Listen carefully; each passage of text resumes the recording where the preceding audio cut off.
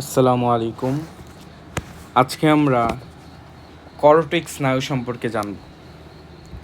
করোটিক স্নায়ু আমরা অলরেডি বোন সম্পর্কে জেনেছি। করটিকা কি, করোটি কি সবগুলো জেনেছি। তাহলে ওই যে করটিকার মধ্যে যে স্নায়ুগুলো বিস্তৃত সেগুলোই করোটিক স্নায়ু। তাহলে এগুলো আমাদের মানুষের শরীরে কয়টা আছে? টোটাল 12 জোড়া। তাহলে আজকে হচ্ছে আমরা শুধু নামগুলা দেখব, এর পরবর্তী আরেকটা ভিডিওতে আমি এই নার্ভগুলা দেখাই দেবো ইনশাল্লাহ। তাহলে খুবই ইম্পর্টেন্ট যেটা দেখো, মেডিকেলে এই ছকটা এত ইম্পর্টেন্ট বলার বাহির, খুবই ভেরি ভেরি ইম্পর্টেন্ট এই ছকটা। তোমার এখান থেকে মেডিকেলে কয়েক ধরনের কোশ্চেন আসতে পারে। প্রথম তো যে কোশ্চেন আসে, যে এই 12টা নাম তোমাকে সিরিয়ালি মুখস্থ রাখতে হবে, একটাও উলটপালট করা যাবে না, এইভাবে আসবে।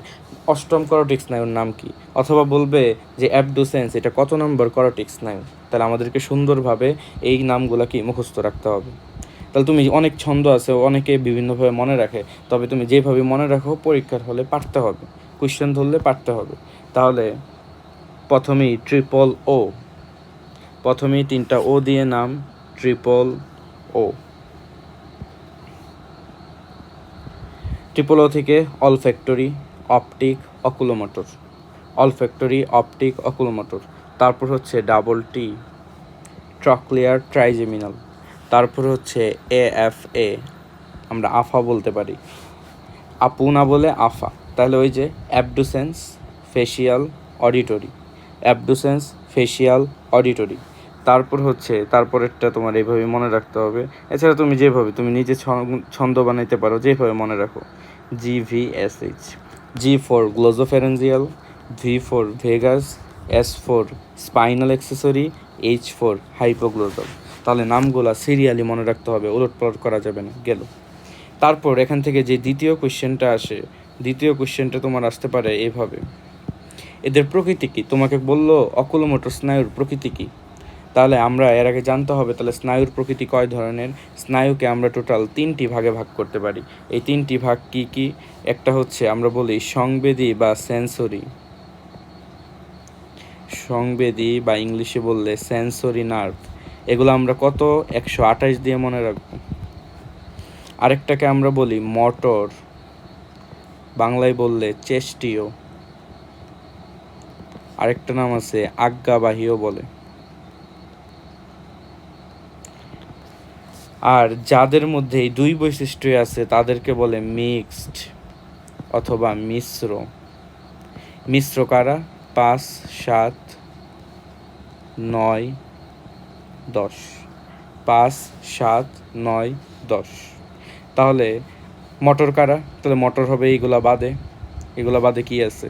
কিন্তু ওইটা মনে রাখার দরকার না, আমরা যে কোনো 2টা মনে রাখবো, আরেকটা হবে এগুলা বাদে যারা আছে। তাহলে এটার মধ্যে যাবে হচ্ছে 3, এটার মধ্যে যাবে 4, এটার মধ্যে যাবে 6, এটার মধ্যে যাবে 8, 9 হয়ে গেছে 10, 11, 12 যাবে।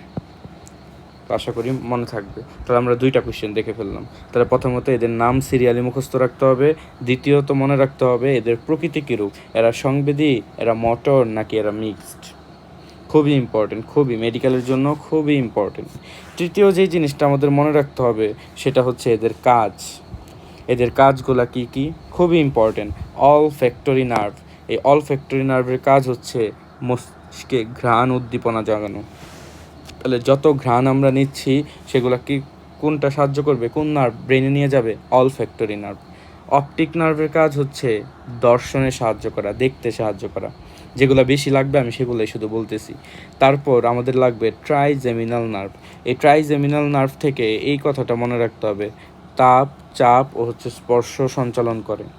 তাপ, চাপ ও স্পর্শ সঞ্চালন করে, খুবই ইম্পর্টেন্ট। এছাড়া এক ট্রাইজেমিনাল নার্ভ থেকে আরেকটা ইম্পর্টেন্ট কথা মনে রাখতে হবে, এর 3টা ব্রাঞ্চ দেখো, অপথালমিক, ম্যাক্সিলারি, ম্যান্ডিবুলার। এর মানে ট্রাইজেমিনাল নার্ভ আরও 3টা ভাগে বিভক্ত হচ্ছে, যেটাকে আমরা বলতেছি ophthalmic, maxillary, mandibular. Ophthalmic, maxillary, mandibular, মনে থাকে যেন। আমরা এগুলো আবার ভিডিওতে দেখবো যে অপথালমিক ব্রাঞ্চ কোনটা, ম্যাক্সিলারি কোনটা, ম্যান্ডিবুলার কোনটা। এগুলোও সামনে গিয়ে আরও অসংখ্য ভাগে বিভক্ত হচ্ছে, যেগুলো তোমাদের বইয়ে দেওয়া নাই, এইচএসসি লেভেলে অন্তত জানতে হবে না, কিন্তু মেডিকেলে চান্স পেলে তখন অবশ্যই পড়তেই হবে। অ্যাবডুসেন্স নার্ভ, এটারও কাজ আমাদের লাগবে না এত।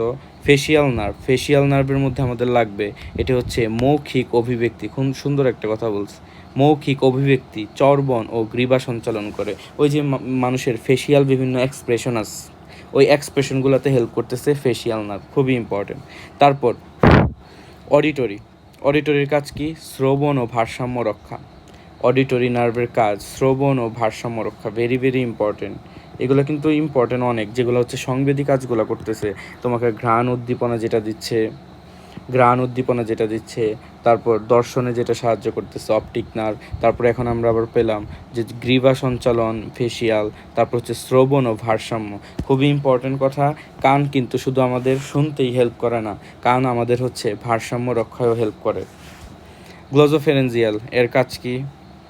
স্বাদ গ্রহণ, জিহবা ও গলবিলের সঞ্চালন, মুখস্থ রাখতে হবে। ভেগাস নার্ভ, এর কাজ হচ্ছে আমাদের মেইন অর্গানগুলা, হৃৎপিণ্ড, পাকস্থলী, ফুসফুস, এগুলোর কার্যকারিতা নিয়ন্ত্রণ করে। ষড়যন্ত্র আছে, তাহলে এর ব্রাঞ্চ কয়টা? দেখো 4টা branch, laryngeal, cardiac, gastric, pulmonary. এতদিনে এটা তোমরা জেনে গেছো, ল্যারেঞ্জিয়াল হচ্ছে ষড়যন্ত্রের সাথে রিলেটেড, তারপর কার্ডিয়াক হচ্ছে হৃৎপিণ্ডের সাথে রিলেটেড, গ্যাস্ট্রিক হচ্ছে পাকস্থলীর সাথে রিলেটেড, আর পালমোনারি হচ্ছে ফুসফুসের সাথে রিলেটেড। স্পাইনাল অ্যাক্সেসরি, এটা দেখো, এটার কাজ হচ্ছে মাথা ও কাঁধের সঞ্চালন নিয়ন্ত্রণ করা। স্পাইনাল অ্যাক্সেসরি মাথা ও কাঁধের সঞ্চালন নিয়ন্ত্রণ করা, খুবই ইম্পর্টেন্ট। মনে রাখো, একটা হচ্ছে কাঁধের সঞ্চালন ও মাথার সঞ্চালন, যেটা করতেছে স্পাইনাল অ্যাক্সেসরি। আরেকটা পাইলাম গলবিলের সঞ্চালন, যেটা করতেছে গ্লোজোফেরেঞ্জিয়াল। আরেকটা আমরা সঞ্চালন পাইছি গ্রীবা সঞ্চালন, সেটা করতেছে ফেসিয়াল। মনে থাকে যেন, খুবই ইম্পর্টেন্ট। তারপর হাইপোগ্লোজালের কাজ জিহবা সঞ্চালন করা। একটু কঠিন, কিন্তু বারবার পড়ে মনে রাখতে হবে, যাতে আলটিমেটলি আমরা এইচএসসি, মেডিকেল এক্সাম অথবা অন্য কোনো ভার্সিটি এক্সামে এগুলো আসলে যেন পারতে পারি। আশা করি ভিডিওটা ভালো করে বুঝছো। আরও ভালো লাগবে যখন আমি এগুলা ভিডিওতে উপস্থাপন করে দেখাই দিব আমাদের শরীরে কোথায় কী আছে। ইনশাল্লাহ নেক্সট ভিডিওতে ওইটা দিব। আজকে এতটুকুই। আসসালামু আলাইকুম।